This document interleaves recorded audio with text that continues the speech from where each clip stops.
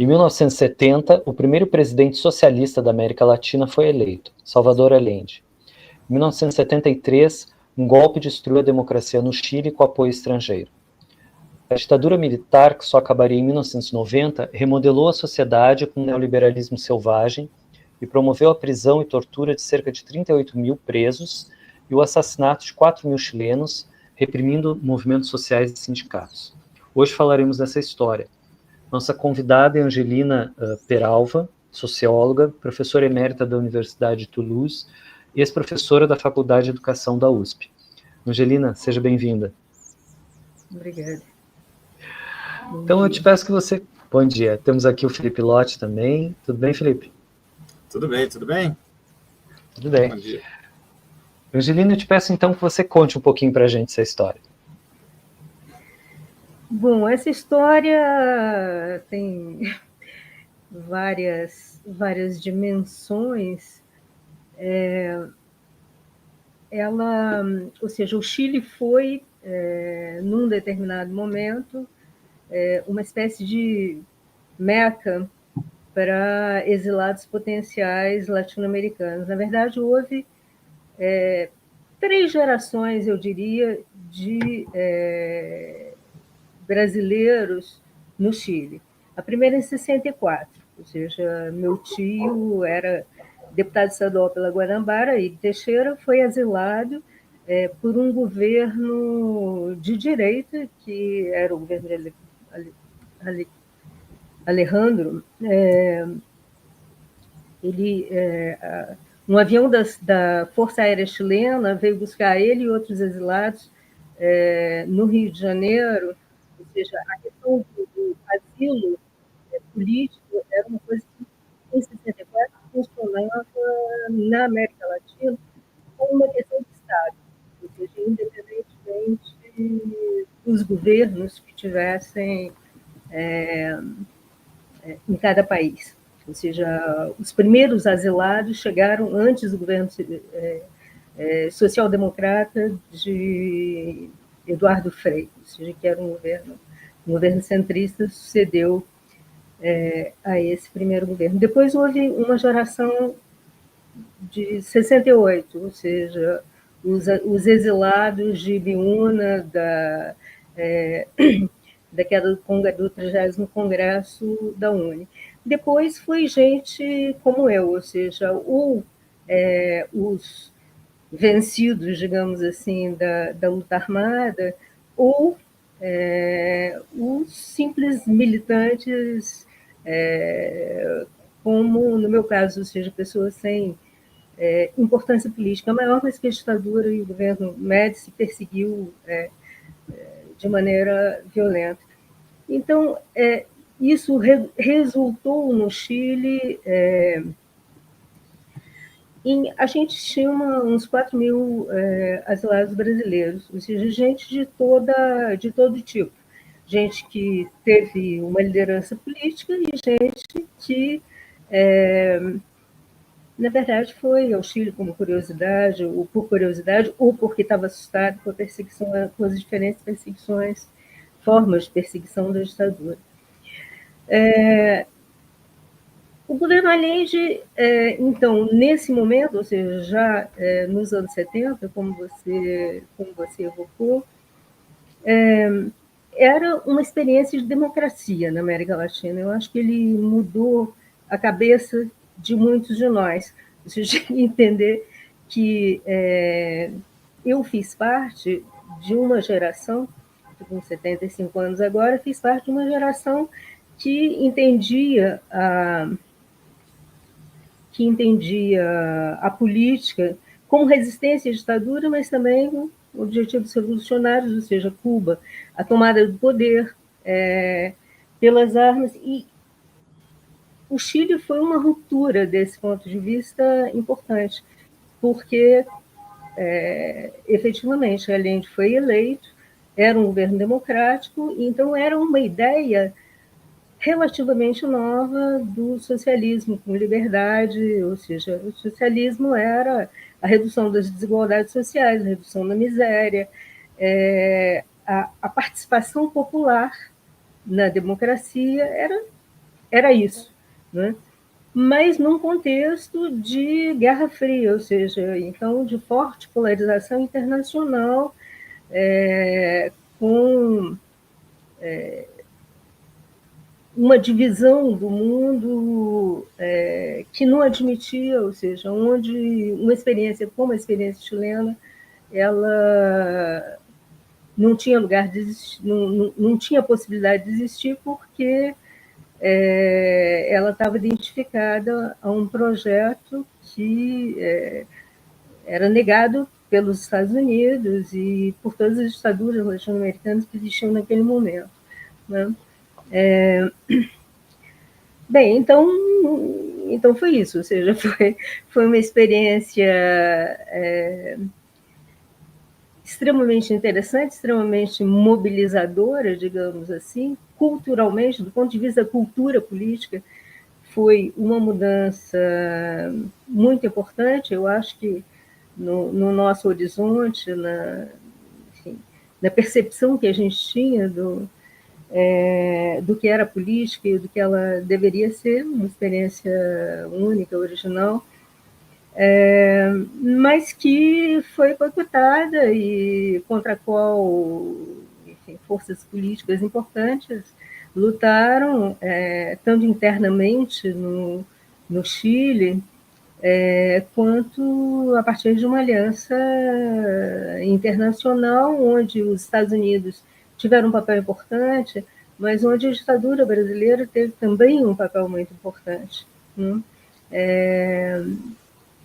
Isso são questões que estão aflorando mais diretamente agora, mais recentemente agora, ou seja, o papel que a ditadura brasileira naquele momento teve, do ponto de vista da construção do próprio processo golpista, né? Ou seja, o embaixador brasileiro em Santiago, Câmara Canto, foi alguém que articulou o golpe contra o Allende antes mesmo do Allende ter sido eleito e ter se tornado presidente, ou seja, a partir do momento em que ele se tornou uma ameaça de projeto de renovação da democracia chilena. E foi alguém que acompanhou efetivamente toda a construção, quer dizer, a partir do exemplo brasileiro, toda a construção do processo político que levou ao golpe naquele momento, ou seja, a organização da sociedade civil, a penetração no meio militar, ou seja, os militares chilenos eram considerados militares legalistas e que, portanto, jamais dariam um golpe contra... E tudo isso foi um processo político costurado, construído, com apoio dos Estados Unidos, sim, mas não apenas com apoio dos Estados Unidos, né? Ou seja, um apoio muito efetivo, muito importante da ditadura brasileira. Bem, eu continuo... Não, muito obrigado, te agradeço. Felipe, por favor. Eu estava ouvindo aqui, eu fiquei muito curioso. Sei que o tema é o Chile, mas trazendo uma questão. Você disse que que o seu tio foi deputado estadual da Guanabara em 62, né? E eu fui procurar pelo nome. Se eu anotei bem... Ibe Teixeira. Ibe Teixeira. Muito bem. Ibe Teixeira. Ele... Perfeito. Então já muda muita pergunta. Porque aqui, só para esclarecer, né, eu encontrei aqui até li isso aqui. Um Edson Teixeira Guimarães, alguma coisa assim. Não. Teixeira Guimarães. Foi jornalista, é toda uma história que é muito interessante, porque ela remete... Bom, eu vou falar, nada disso vai entrar, eu acho. Mas meu tio era jornalista da última hora, ou seja, eu nasci numa família comunista. Enfim, desde meus avós, que foram... Meu avô vinha do anarquismo, e meus avós foram fundadores do Partido Comunista, a família era toda de militantes de base do partido. Depois, em 56, houve uma ruptura em função do impacto do relatório Khrushchev, os crimes de Stalin, toda essa história. Meus pais saíram do Partido Comunista e meu tio saiu junto e se tornou jornalista na última hora. Por que essa história é importante? Na minha história pessoal, ela é uma história muito importante, porque ele, no jornal Última Hora, ele foi um dos principais adversários de Carlos Lacerda, e que se tornou... Ele foi uma espécie de porta-voz, digamos assim, do Samuel Weiner, que era o proprietário da Última Hora,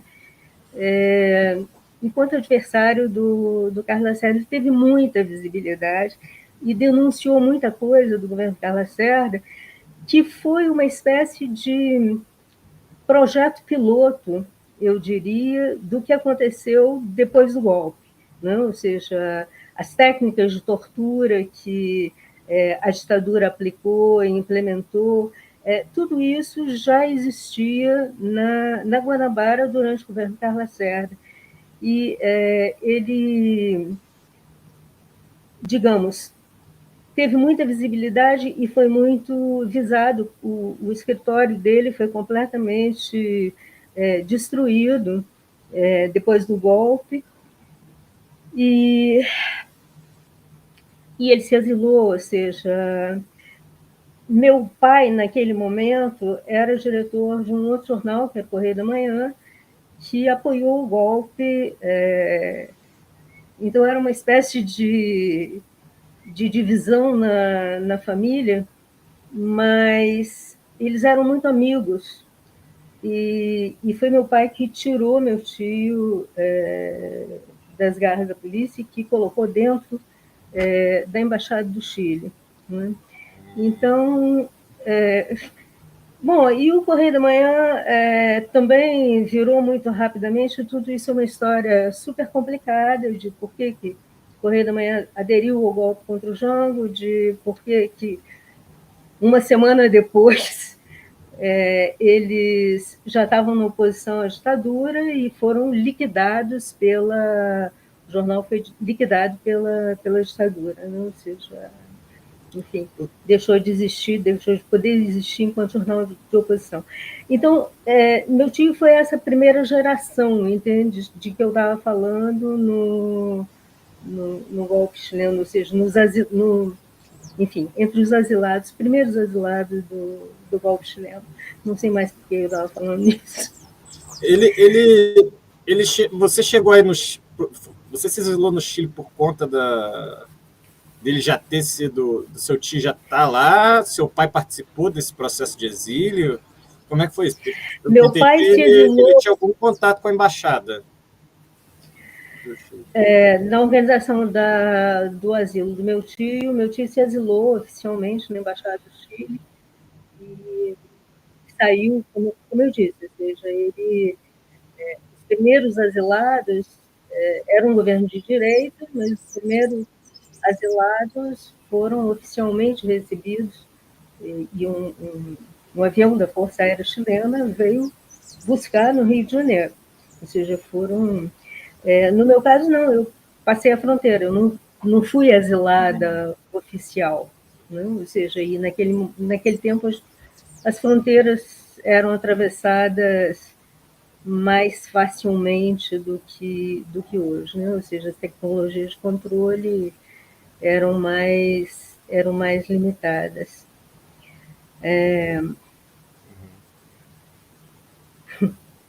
Deixa eu aproveitar que você ficou presa no Estado de Santiago, né? Isso. E o Estado de Santiago, por mais que ele seja considerado a grande experiência, ele não é precursor na utilização de estádios de futebol como presídio. Então, aqui no estado do Rio, a gente tem o exemplo do Caio Martins, que foi usado também logo nos primeiros dias, nas primeiras semanas. Uhum. o golpe ali em Niterói. Caio Martins, para quem não é aqui do estado do Rio, fica em Niterói, jogou muito lá. Inclusive, tem até um projeto de criar um memorial da resistência lá no Caio Martins. Então, assim, já havia algum acúmulo de experiência. Você sentiu que os chilenos sabiam disso? Vocês foram presos? Então, vocês brasileiros foram presos já eu acho que mapeado ou não? Eu acho que o golpe contra o Allende, num primeiro momento, ele tem características muito próximas do que foi 64 aqui no Brasil, né? Ou seja, nesse sentido, de que foram prisões de massa. Então, quem era preso? Né? Ou seja, as pessoas que estavam nos sindicatos, as pessoas que estavam nas universidades e os estrangeiros. Os estrangeiros não estavam em um lugar especial, embora houvesse um bairro em Santiago que era, digamos, caracteristicamente um ponto de reunião de exilados brasileiros e latino-americanos, que era Macu.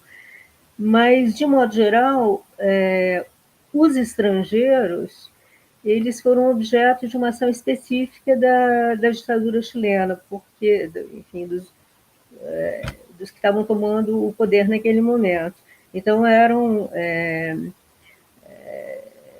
volantes, panfletos que foram distribuídos de aviões, de helicópteros, jogados para a população, para dizer os estrangeiros são nossos inimigos, tem que prender os estrangeiros.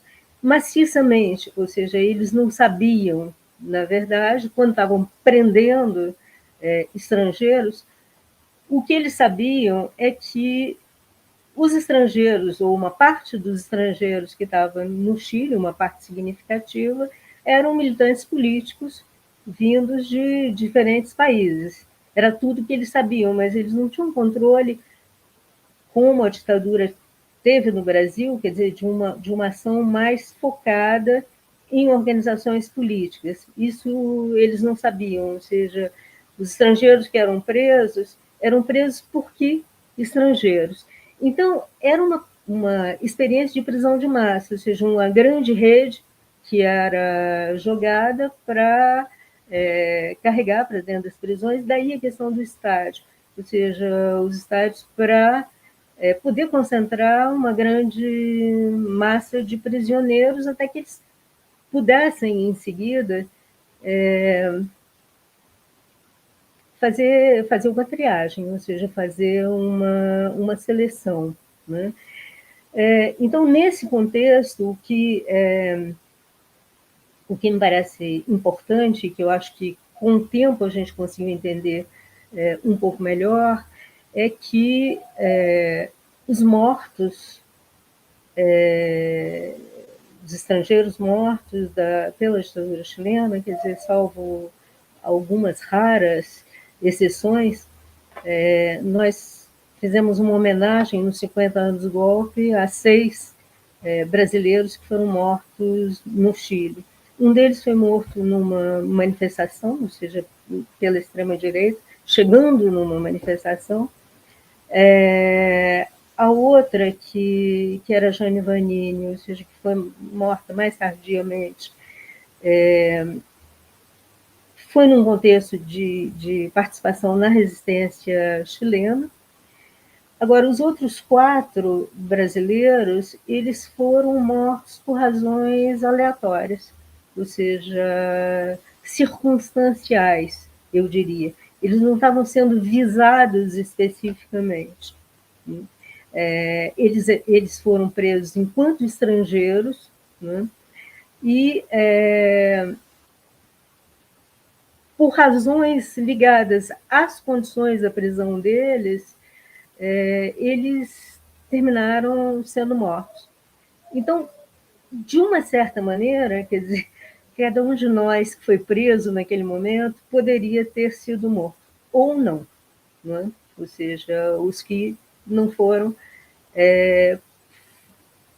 uma espécie de loteria, tá? Mas eu acho que isso remete a essa questão do estádio que o Felipe estava colocando, ou seja, porque é um estádio por isso, ou seja, pelas proporções das prisões. Né? No caso dos brasileiros, em seguida, em função da proximidade da ditadura brasileira com a ditadura chilena, então houve efetivamente, quer dizer, são fatos conhecidos, houve a presença de policiais brasileiros ou de militares brasileiros, ou seja, os que foram tão pouco identificados, que aí interrogaram os brasileiros presentes. Eu fui interrogada pela polícia brasileira no momento que eu já estava saindo do estádio, ou seja, mas houve, ou seja, principalmente no caso dos homens, houve alguns deles que foram torturados por policiais brasileiros numa espécie de demonstração para os oficiais chilenos das técnicas de tortura que eram empregadas no Brasil. Né? Então, há efetivamente companheiros que houve depoimentos em relação a isso, ou seja, essa história está suficientemente mapeada, né? Ou seja, mas muitos de nós fomos interrogados pela polícia brasileira, que era uma maneira de afunilar a percepção que eles tinham de quem estava preso ali com eles. Sim, nós estamos falando da Operação Condor, então, né? Que era uma rede articulada. Veja, nós não estamos falando ainda da Operação Condor, ou seja, estamos comemorando 50 anos dela agora, né, esse ano. Naquele momento ela ainda não existia, mas ela já existia de fato, ou seja, a colaboração entre os órgãos de segurança brasileiros e os órgãos de segurança chilenos já existia naquele momento, mas não só, né? Ou seja, nós recolhemos agora, recentemente, depoimentos de companheiros que se exilaram na Embaixada da Argentina e que foram interrogados pela polícia brasileira em Buenos Aires, em Ezeiza, ou seja, quando foram transferidos para a Argentina.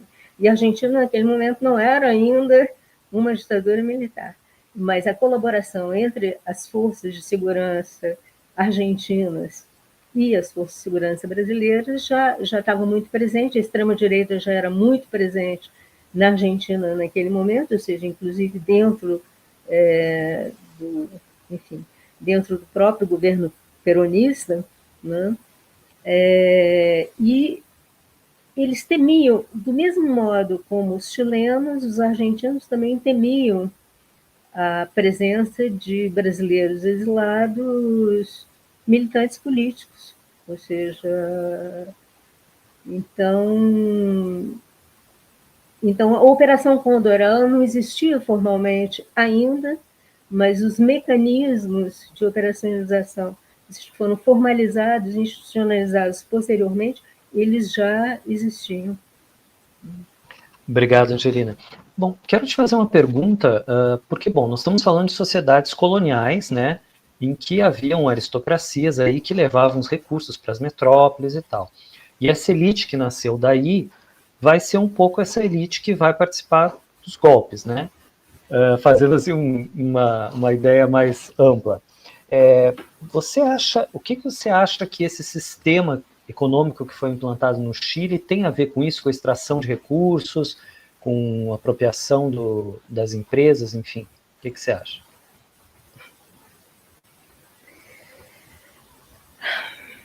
Ou seja, em que medida a dimensão colonial ela pesa nessa história? Ela pesa, é claro. Eu acho que não há dúvida que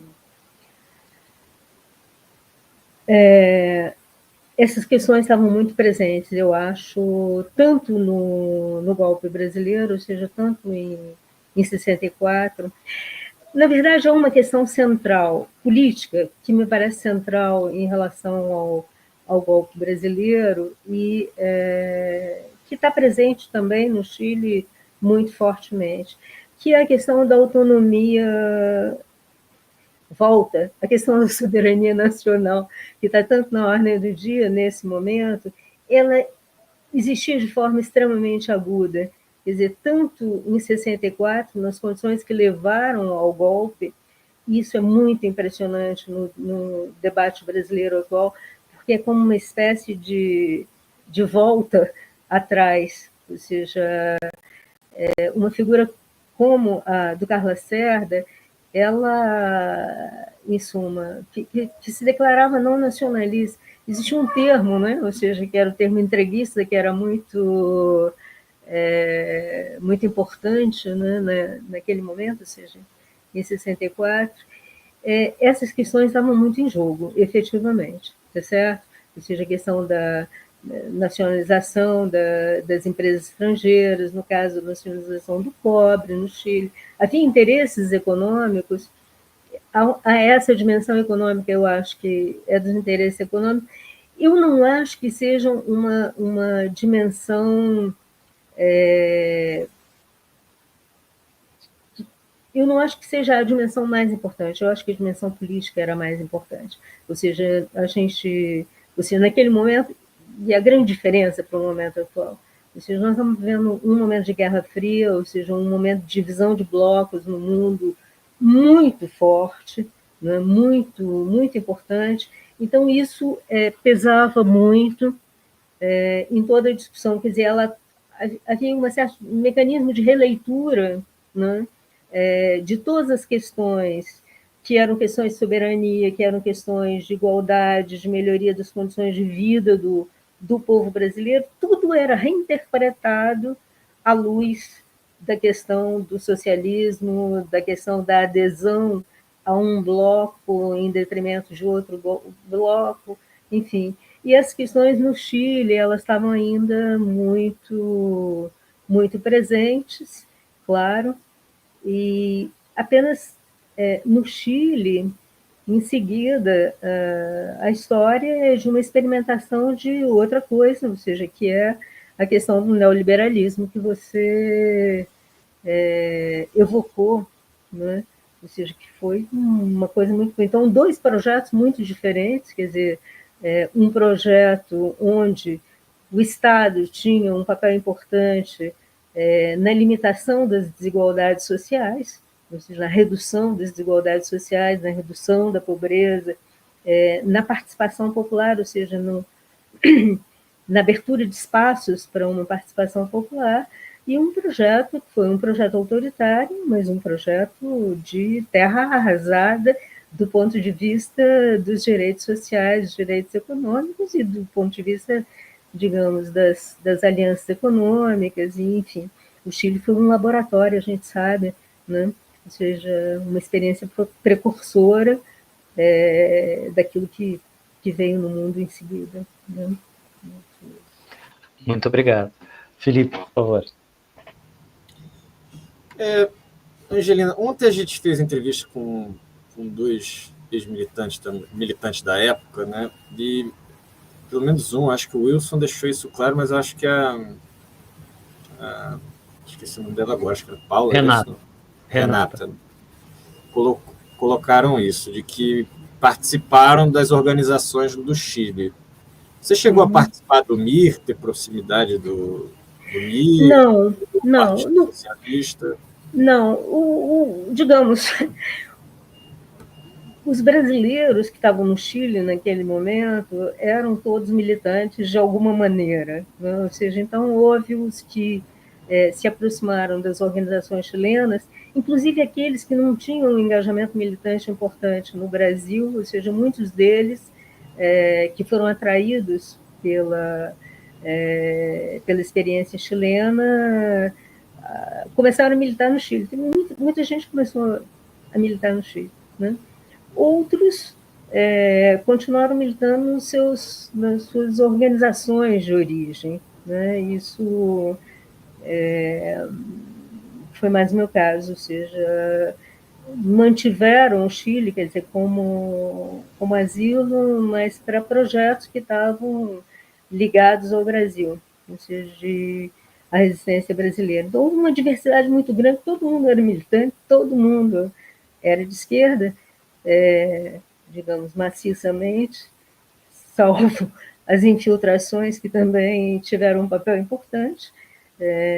A ditadura também estava presente ali, mas fora isso todo mundo era militante de maneiras diferentes, né? Ou seja, então houve efetivamente os militantes do MIR, houve, ou seja, então é uma parcela dos militantes brasileiros, latino-americanos,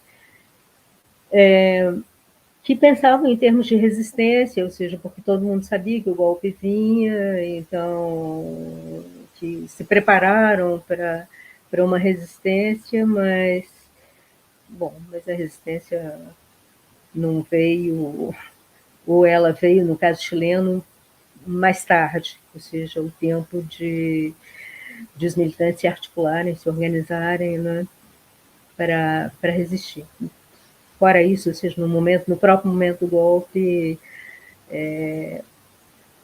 na medida em que o próprio Allende não resistiu, eu acho que a questão do comando político ela é importante nesse momento. Ou seja, o Allende, digamos, trocou a vida dele por um simbolismo, a história vai nos dar razão, né? Ou seja, foi isso.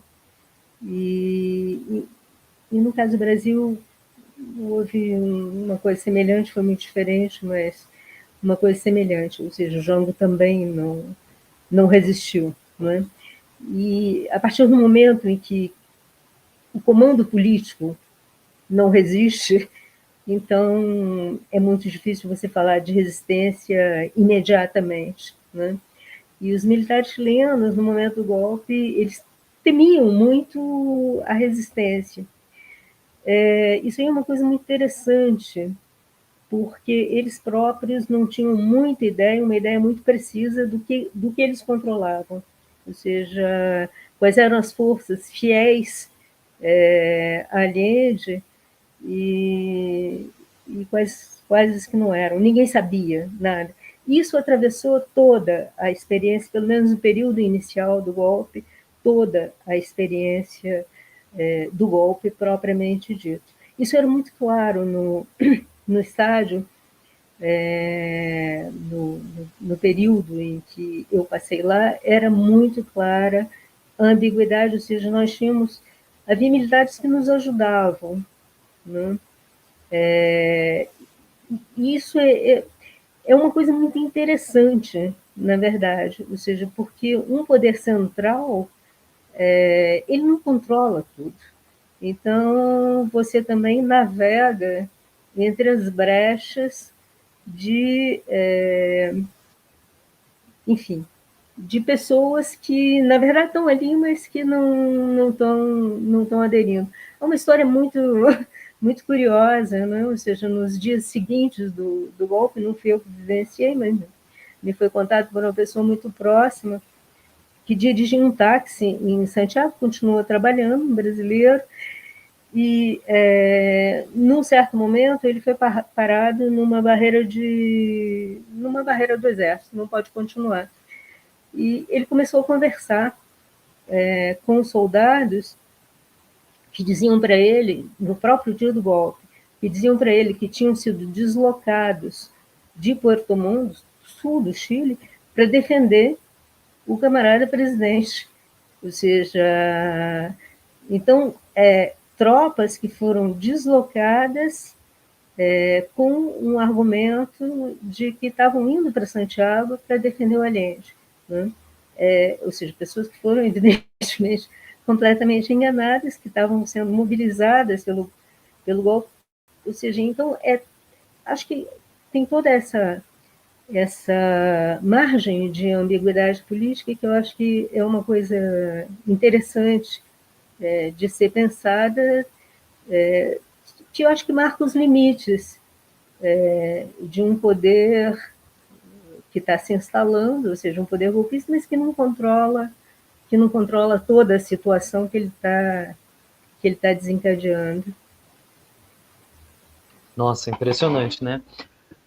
Angelina, vou aproveitar que você está aqui e falar um pouquinho da memória, né? No Brasil, a gente sempre se comparou muito ao Chile, Argentina, Uruguai, que já fizeram, né, processos de memória. Em 2023 foram 50 anos do golpe, então, ocorrido dia 11 de setembro de 73. Fala para a gente um pouquinho o que vocês têm feito em termos de memória. Então, enfim, tudo isso, nós criamos um coletivo chamado Viva Chile, para ir ao Chile 50 anos depois e agradecer aos chilenos a acolhida que nós tivemos naquele momento. Foi uma coisa muito surpreendente, eu diria, para nós mesmos, porque, enfim, um amigo, Ricardo Azevedo, teve a ideia, alguém teve a ideia, né? Ele imaginava levar 15 amigos ao Chile, ou seja, era uma coisa muito limitada. Mas, na verdade, ou seja, então, na organização dessa viagem, que era um projeto muito limitado, na verdade, criou-se uma rede que trouxe muita gente para uma reflexão coletiva sobre a experiência chilena. E é muito curioso como isso se deu, mas o Coletivo Viva Chile se tornou um espaço de memória, de reflexão e de reconfiguração da própria memória, de reconstrução, digamos assim, da própria memória que nós tínhamos individualmente, porque muita informação circulou, né? Evidentemente, então a percepção que cada um podia ter individualmente do que foi sua experiência naquele momento, ela foi reconfigurada à luz de uma memória coletiva que foi sendo produzida ali e de uma memória multidimensional, né? Então, multidimensional no sentido de que ela envolveu várias gerações, várias experiências de militância, né? Então, os que vinham da luta armada, os que vinham da luta não armada, mas de um projeto socialista, né? Em suma, foi uma conversa, porque, na verdade, é uma conversa, mas que foi produzindo algumas coisas, né? E que ainda não terminou de produzir. Então, há um documentário que foi produzido, enfim, um curta-metragem que foi produzido pelo Silvio Tendler, que acabou de falecer agora, recentemente. Há o livro Crianças de Exílio, que foi enfim, uma descoberta total, ou seja, nós éramos muito jovens na época e acho que não tínhamos muita ideia do que podia representar uma experiência como aquela para as crianças que, enfim, que faziam parte da nossa experiência, mas um pouco sem iniciativa, digamos, em relação a isso. Então, essa reflexão, ou seja, esse livro que foi produzido, Crianças de Exílio, que é um livro excelente, ou seja, muito, muito bom. Tudo isso foi fruto dessa trajetória no Viva Chile, que foi um espaço de encontro. E eu acho que é extremamente importante, realmente, do ponto de vista da reconstrução da memória, ou seja, de a gente ser capaz de ressituar o que foi a nossa própria trajetória, né? Eu acho que hoje cada um de nós pensa o Chile de maneira diferente daquela que a gente pensava antes de 2023, digamos assim.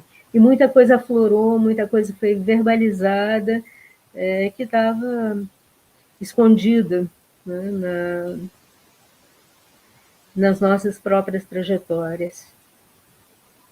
Que interessante, né? O direito de dizer, né? Que foi tão silenciado no Brasil, né? Enfim. Então, é a oportunidade de dizer, né? Ou seja, isso que não é muito claro, ou seja, de como é que você constrói as condições para dizer, né?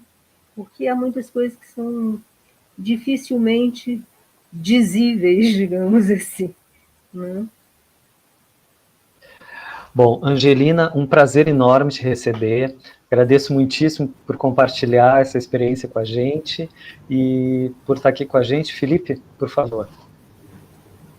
Agradecer mais uma vez a Angelina pela participação aí, pela disponibilidade que a Angelina acabou de chegar de viagem, né? Então teve que fazer um certo esforço para falar com a gente, mas a gente agradece muito. Acho que trouxe contribuições muito interessantes ali, especialmente pelo menos o que saltou mais aos olhos foi esse entendimento que a Operação Condor começou antes mesmo da sua oficialização, né? Normalmente a gente... E que ela Felipe, que ela mantém uma certa autonomia em relação aos regimes políticos, ou seja, ela pôde se articular independentemente ou seja, como uma articulação policial, uma articulação dentro dos estados, né? Mas independentemente dos regimes políticos. É claro que as ditaduras potencializaram essa colaboração entre as polícias latino-americanas, mas ela já existiu, ela precedeu, né? Ela precedeu enfim, ela precedeu a emergência das próprias ditaduras. Isso eu acho que é uma questão muito impressionante. Para mim, é uma questão muito impressionante, porque eu acho que é uma questão que precisa ser melhor elucidada, né? Não, isso não ficou nada provado nesse julgamento, né, que acaba de encerrar, né?